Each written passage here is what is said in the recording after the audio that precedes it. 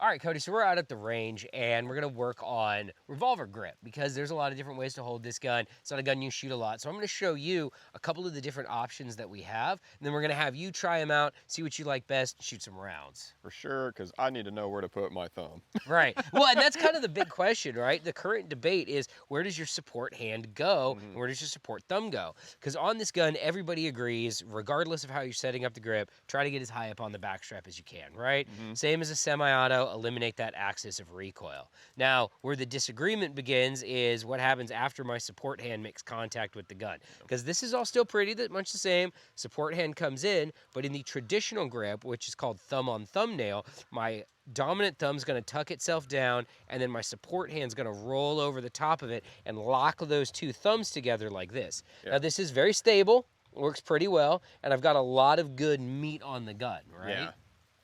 Lots of people like that. I like that. However, what I prefer is a little bit less traditional, and that's going to be a thumbs forward grip. And that's just like you would hold a semi-auto pistol. And I started doing this because when I started learning how to shoot revolvers, I already learned how to shoot an auto, and I didn't actually know the right way to do it. So I just grabbed the gun the way I would normally, placing my thumb along the bottom side here under the cylinder.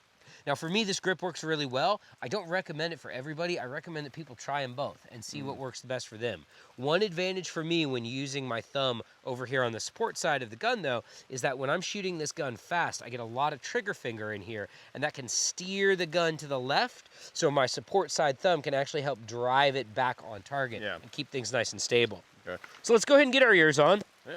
I'm going to demo a couple of shots, then we're going to hand this bad boy off to you and see which one you like best. Cool.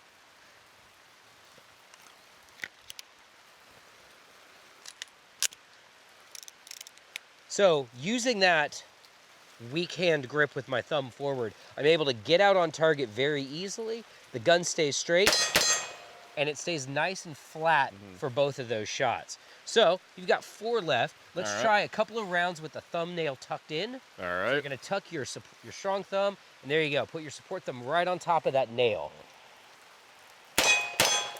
All right, and I can see that didn't feel quite that comfortable for you. I have to think about that because I come from shooting semi-autos. Yeah, absolutely. So, yeah. So go ahead and try your thumbs forward grip.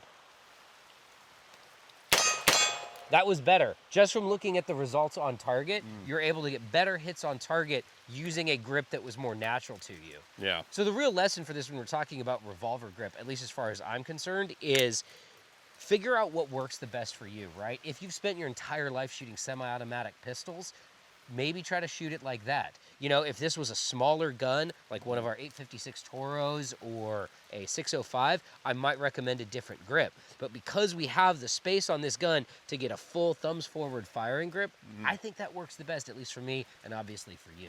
So one question here I think a lot of people are going to be concerned about is like, what about the blast from the round on an open cylinder? Yeah, like absolutely. On your thumb, right? So cylinder gap is a concern, especially if you're shooting high pressure Magnum cartridges. And you'll notice when I'm holding this, my thumb is nowhere near the cylinder gap. I also have short thumbs. If you have big, long thumbs and your thumb comes up here, don't use this grip. Yeah. It's that simple. And the other thing that I can tell you 100% of the time is, regardless of what you've seen in movies or television, don't put your hand up here. Doesn't matter if it's a 22 or anything like that. Keep your thumb down here under the cylinder and behind the front of the cylinder, and you'll be fine. Awesome.